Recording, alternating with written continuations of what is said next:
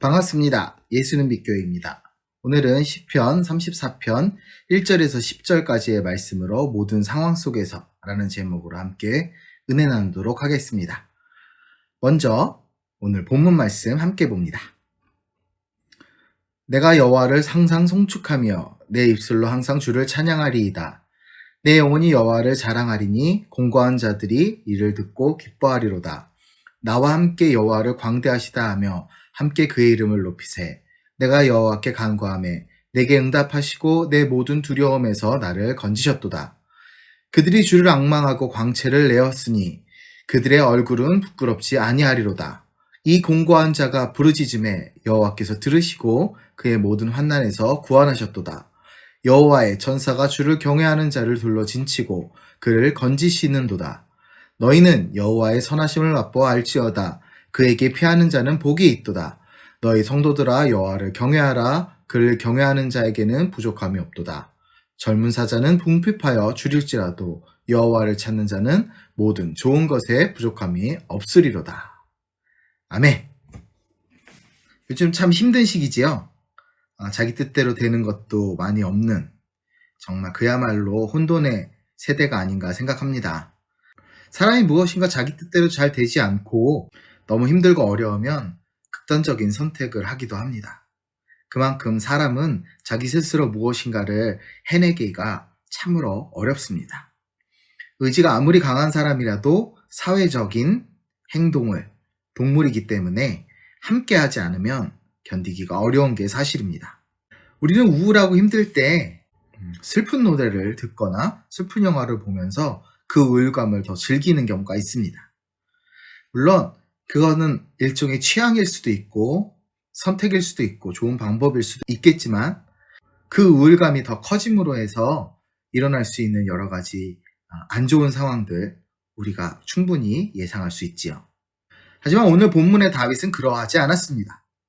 가장 우울하고 가장 비참한 그의 마음속에 스스로 하나님을 향한 열정과 찬양과 믿음을 나타냅니다. 시편 34편은 아비멜렉 앞에서 미친 채 하다 쫓겨난 후 다윗이 하나님을 찬양하며 지은 시입니다. 그야말로 목숨을 구걸해야 하는 바닥을 경험하였어도 다윗은 그 믿음이 흔들리거나 슬프고 괴로움으로 몸부림치는 것이 아니라 오히려 그 상황 속에서 하나님을 찬양했습니다. 오늘 본문을 통해 다윗이 전하는 어떤 상황 속에서도 하나님을 찬양해야 할 이유를 우리 함께 찾아보길 원합니다. 먼저 오늘 본문 말씀 1절을 읽어볼까요? 내가 여호와를 항상 송축하며 내 입술로 항상 주를 찬양하리이다. 다윗이 우리에게 존경받는 믿음의 선배이며 또한 리더로서 존경받고 많이 우리의 교훈이 되는 이유는 바로 1절 때문이라 생각합니다. 다윗은 항상 여호와를 송축하겠다 다짐합니다. 우리 인생의 내리막길에서 우울한 마음에 세상 방법을 찾기도 하지요.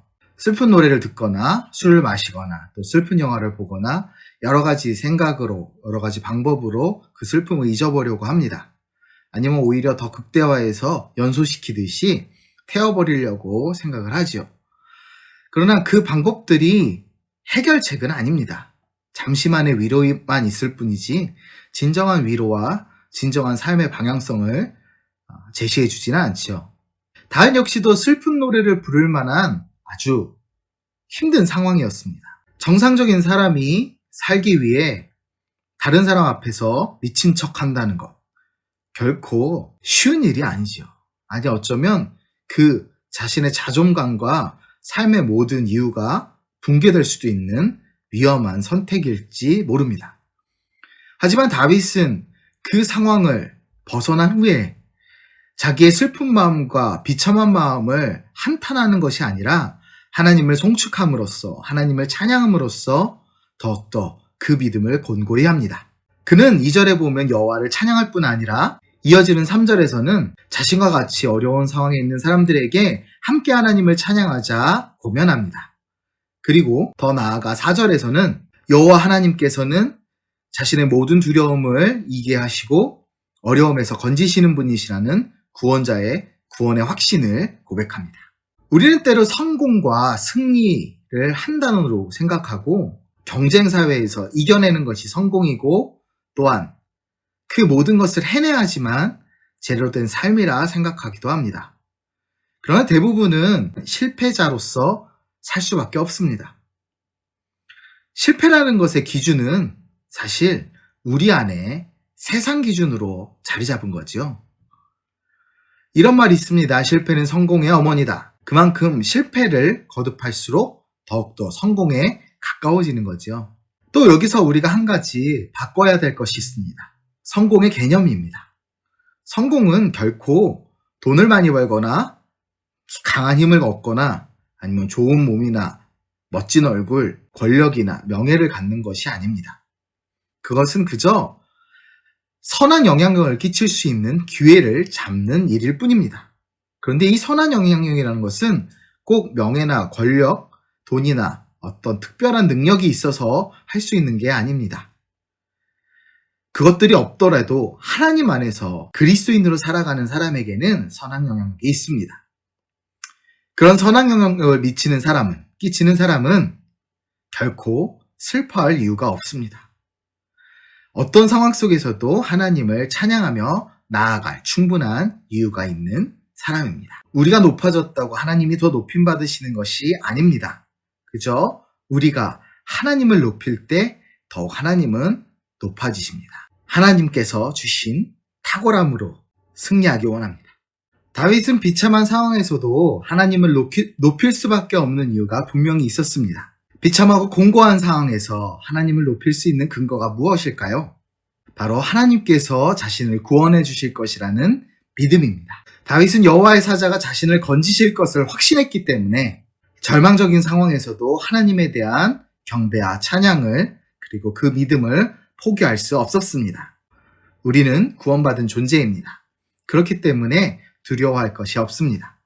교회는 어느새 칭찬받는 존재가 아닌 비판의 대상이 되었습니다. 그 비판이 하나님께 향하지 않기를 바랍니다. 우리 개인은 어떨까요? 노력한 만큼 일이 잘 안 될 때가 있지요. 또 억울한 일을 당해서 그게 크든 작든 곤란하고 힘든 상황이 있지요. 그러나 어떤 상황에서도 하나님에 대한 믿음과 그 찬양의 의무, 경배의 의무를 포기하지 않는 우리가 되기 원합니다. 오늘 본문에서 다윗은 하나님을 찬양해야 되는 이유를 두 가지로 설명합니다.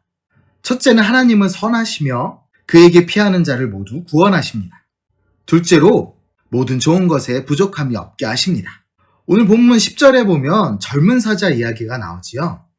젊은 사자가 궁핍할지라도 여호와를 찾는 자에게는 부족함이 없게 하신다는 하나님에 대한 확실한 믿음의 고백이 다윗을 통해서 우리가 알 수 있습니다. 이것이 우리가 하나님을 찬양해야 될 이유이며 분명한 삶의 기준입니다. 그렇기에 다윗이 오늘 본문을 통해서 우리에게 믿음을 권면하며 도전하는 것입니다. 다윗의 권면은 우리가 책상머리에 앉아서 책을 몇 자 읽는다고 알 수 있는 그런 것이 아닙니다. 물론 열심히 말씀을 읽고 좋은 신앙서적 읽으며 우리가 믿음에 대해 생각해 볼 수 있지요. 하지만 다윗의 믿음은 정말 그 삶에서 체득된 하나님을 향한 간절한 믿음입니다. 그는 누군가에게 들은 지식을 전달한 것이 아닙니다. 온갖 수모와 고통 속에서 경험한 모든 것을 우리와 함께 나누고 있습니다. 우리가 자신의 힘과 능력을 의지할 때 그때는 결코 참된 만족을 얻을 수 없습니다. 그러나 하나님의 선하심과 아름다움 그리고 찬양받으시기에 마땅하신 그 이름을 믿고 나아갈 때는 우리에게 많은 것으로 채워주십니다. 여호와를 의지하는 자는 가장 어려운 상황에서도 가장 선한 길을 찾을 수 있습니다. 진정으로 하나님을 의지하는 자만이 그 길을 갈 수 있는 것입니다. 하나님을 의지하는 자로서 우리 삶의 여호와의 풍성하심과 선하심이 넘치기 원합니다. 그래서 삶의 어려운 순간 슬픈 노래를 부르며 주저앉을 것이 아니라 더욱더 하나님을 찬양하며 그 어떤 상황 속에서도 여호와를 의지하는 믿음의 승리자가 되길 원합니다. 우리는 그리스도인입니다. 감사합니다.